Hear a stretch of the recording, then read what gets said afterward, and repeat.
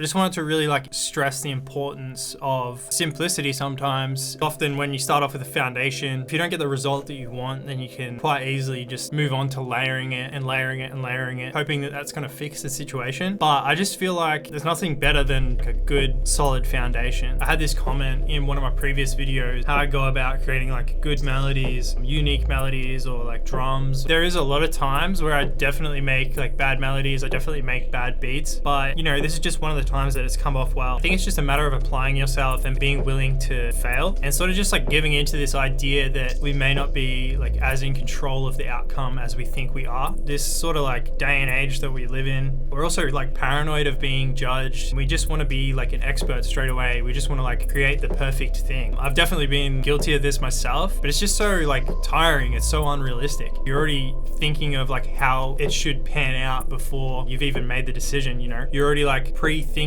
the next move that you need to do. But in reality, I just think like it's a matter of just sitting down and putting in the work, experimenting, and sort of just like letting the ideas come to you. We can't just like decide how it's gonna go. Even in the music industry, I think there's like such a fixation on just like being perfect or being perceived as perfect. But I definitely know like the ones at the top that are making it look super easy are working like super hard to perceive that and make it look effortless, because it's obviously just like looks cool to do it that way. It looks cool to like not overexert yourself and not try so hard. It's sort of just the way that things are. The great news is though, not everything has to be published. So that means that you can practice over and over and over again until you get actually right. I've lost count of the amount of times that I've made like bad melodies and bad beats. That's what makes it so special when you like get it right. This is just the way that I've been thinking anyway recently. And it's just led me to the perspective of like, what if the only way forward is to just actually make mistakes? Realistically, our successes can only come from making the mistakes and learning what it is not to do in order to get the result that we want. So once you get yourself into this mindset of like allowing yourself to just like stuff up all the time and just giving yourself permission to just even try, I definitely didn't realize how powerful that actually is. It saves so much energy not overthinking before I even start. That in itself is so depleting. It just creates like a barrier between me and sitting down and starting the work, because that's really like all it takes. The biggest part of success is just actually showing up. And when you think of it, it actually just comes down to our inability to handle the discomfort, because that's really the only thing that's stopping us from achieving the success that we actually want. This whole beat I pretty much made using the JV1080. I didn't actually realize this is in like the Roland Cloud bundle. It's kind of like hidden in there because it sort of has like a different name. Then I found just like a ton of crazy presets in here. And the more that like I dove into this actual synthesizer itself, the more I kind of realized that this isn't really like a hidden gem.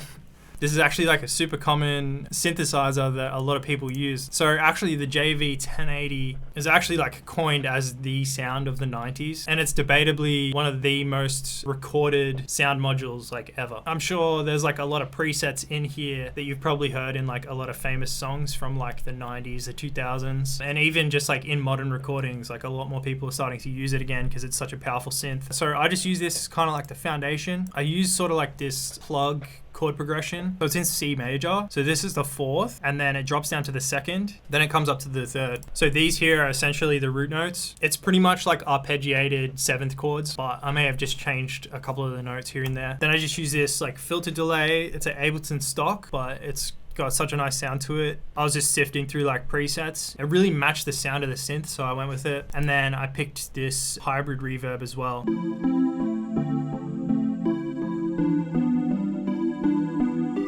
Then I just use a JV1080 as well. I use like an acoustic piano preset, and this is the MIDI for it. Then I just copy and pasted the same effects. That's how simple it can be. Definitely go in and sort of like tweak them, because you want to sort of push each element into its own sort of space. And then I ended up freezing it, and then I just like chopped each individual note and reversed it.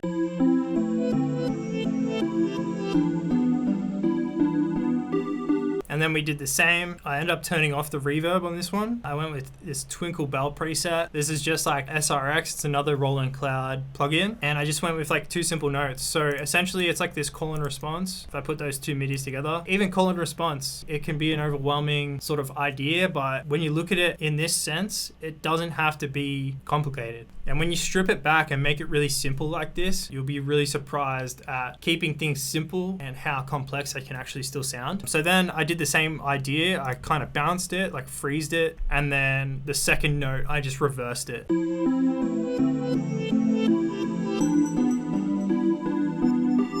And I made kind of like this B section for the melody, just with like a soft lead preset. And once again, that's how simple it is. And just adding some effects just to sort of sit it back in the mix and just give it a little bit of personality.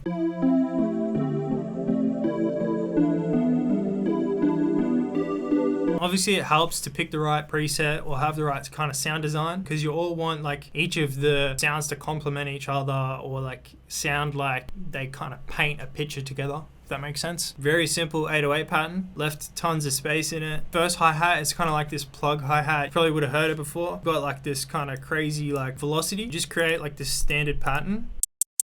I like to randomize the velocity, something like that. Copy it and add it on like the offbeat. While that's still highlighted, I just drag the velocities down. Gives you this kind of like random velocity, but it's like really quick. Then I just added this second hi-hat pattern. That's pretty much it. We just got this standard clap and just some effects.